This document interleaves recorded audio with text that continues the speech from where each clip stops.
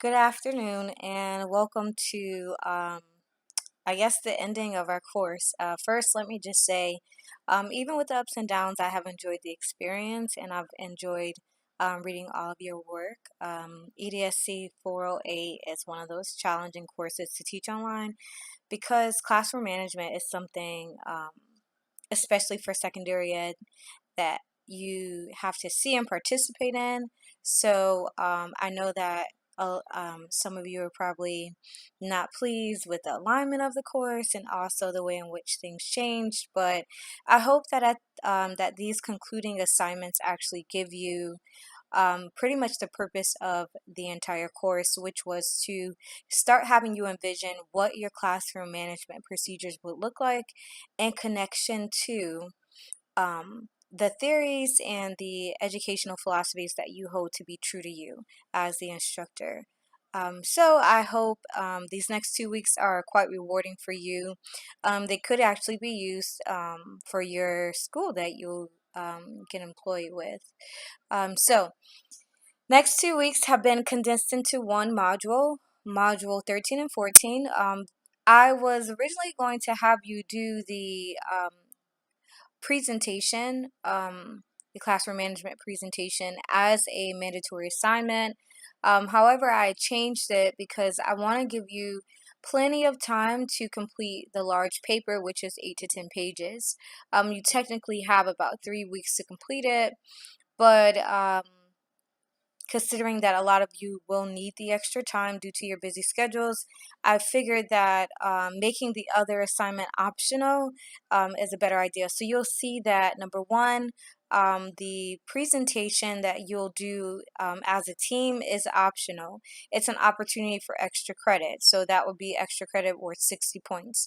Feel free to do that. You can submit the presentation and the comments from a group. You could actually give your group that you're assigned to, the presentation and have them complete discussion questions, a part of a discussion board that you could post. So it's totally up to you how you do it. If you have any questions about that, please feel free to send me an email or call or stop by the office hours.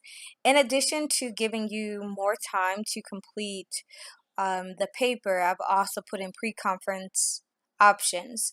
So typically, at least at the doctoral level, our professors allow the students to have a little meet and a little meeting that allows us to look at the paper prior to submitting it as a final grade.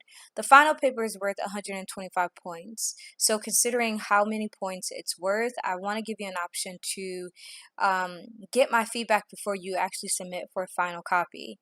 So with that being stated, you have until December the 1st through the 6th to give me pieces of your paper, the whole paper, use the exemplar paper as an example for you, but you have until those dates to have a pre-conference with me. What that means is that you would send it to me at least 24 hours in advance between the 1st and the 6th.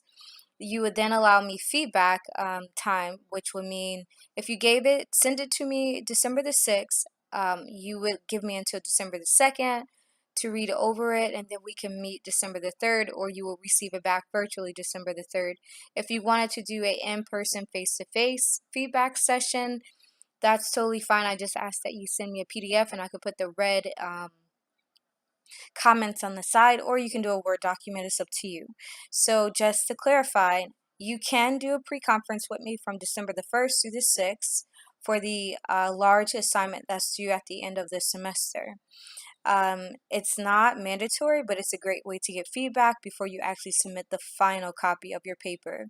If you want to do that, please allow me at least one copy that you send to me one day in advance before our pre-conference, if you plan on coming into the office, or one day to read it and then send it back to you if you're just doing a virtual discussion, which would mean I would add comments on the side of your document and then send it back to you with suggestions. And that's only from December the 1st through the 6th, and that gives you an entire week or 4 days to modify and correct any mistakes, and then submit the final copy December the 11th. I believe the paper is due.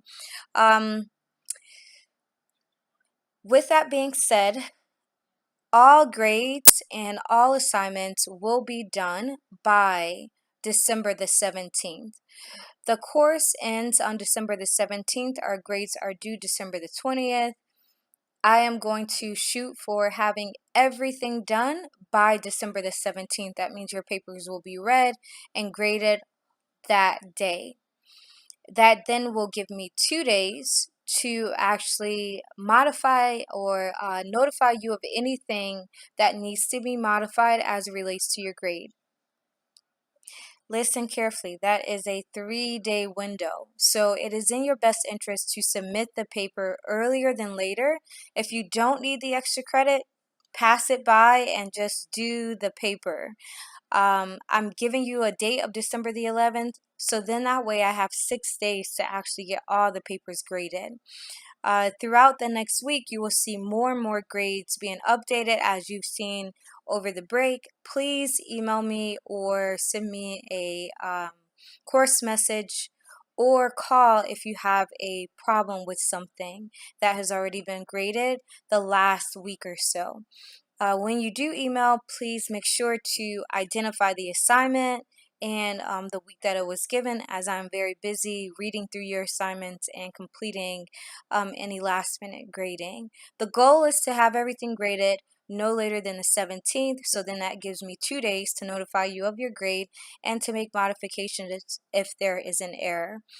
So please let me know, and I'm sorry about the extensively long message, but we haven't had a video message in a while, so hopefully that makes up for it.